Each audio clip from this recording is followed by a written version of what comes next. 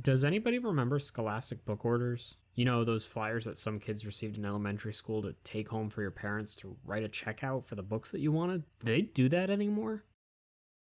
I was in 5th grade, I believe, when I first found out what manga was, and it was due to one of those book orders that listed a volume of Yu-Gi-Oh! In it. So, the big fan of the show that I was at the time, asked my mom and dad if I could get that from the book order, and they said yes. Now, we're talking this was volume 1 of Yu-Gi-Oh! So we're not talking about the Duelist Kingdom arc. We're talking about the original Yu-Gi-Oh! That's been getting coverage over the past few years by various other YouTubers that would later be adapted into the so-called Season 0 of the anime series. A much darker, yet still very Yu-Gi-Oh! Story.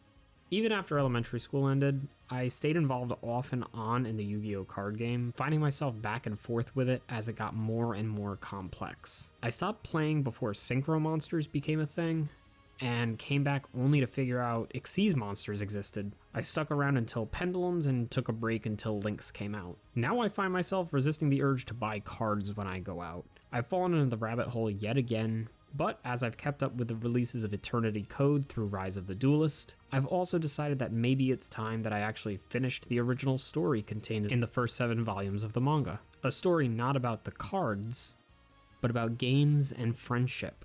When I was a kid, unfortunately, I didn't keep up with the book orders to look for volume 2 of Yu-Gi-Oh! But I did find the first volume of Shaman King in one as well, which I also ordered, and after learning about the existence of Shonen Jump, began to pick up volumes of that in the local grocery store, and eventually ended up subscribing to the magazine when it was in its physical monthly print.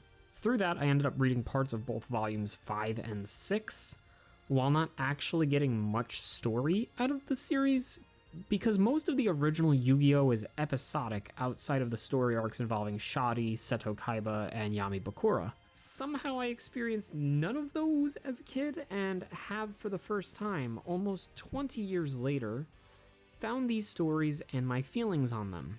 Honestly, I was kind of excited diving back into the first manga I ever read, but I quickly realized that no matter how much darker the original Yu-Gi-Oh! Was, it was still written by the same guy that wrote the Duelist Kingdom story, Kazuki Takahashi, and so it exhibits much of the same qualities of writing that were present in the show that I watched as a kid, even with 4Kids' involvement in censoring certain pieces of that experience. While the games in the original might be more violent than a children's card game being projected onto a battlefield where explosions blow the player's back, it's still at its core a story about the friends Yugi makes along the way and the trust he puts in them and in his heart.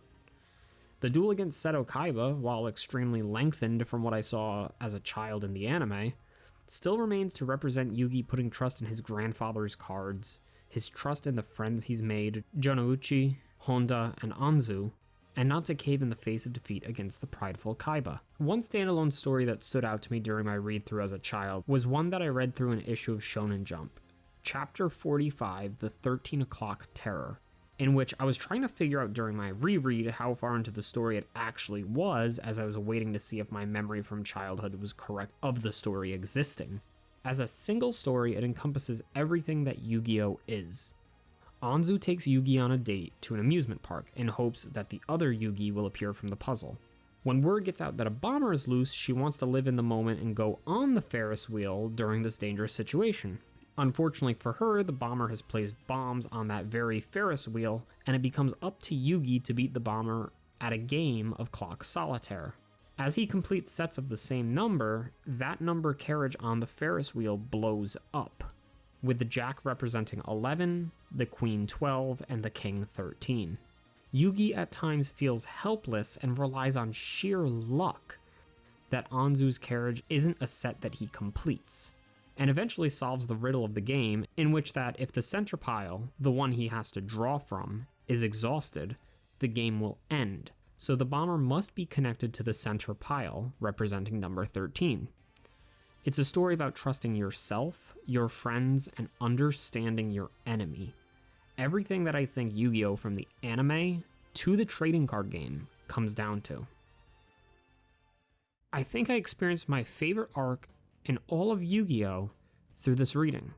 Millennium Enemy the final arc of the original story involving Yami Bakura as the dungeon master of a tabletop RPG, where the player's souls are at stake when the dice are rolled. It's very much the precursor to the duel against Yami Bakura in the anime, where the characters appeared as their signature cards, but it's done in such a different way that it makes me want to play Dungeons & Dragons again, because I haven't in God knows how long. Anyways, if you still haven't read or watched the original Yu-Gi-Oh! And you've heard nothing except how it's so much darker than the one that you might be used to, just remember that it's still the same campy Yu-Gi-Oh! Behind all of it. The heart of the cards lives on in the deepest darkness this series offers.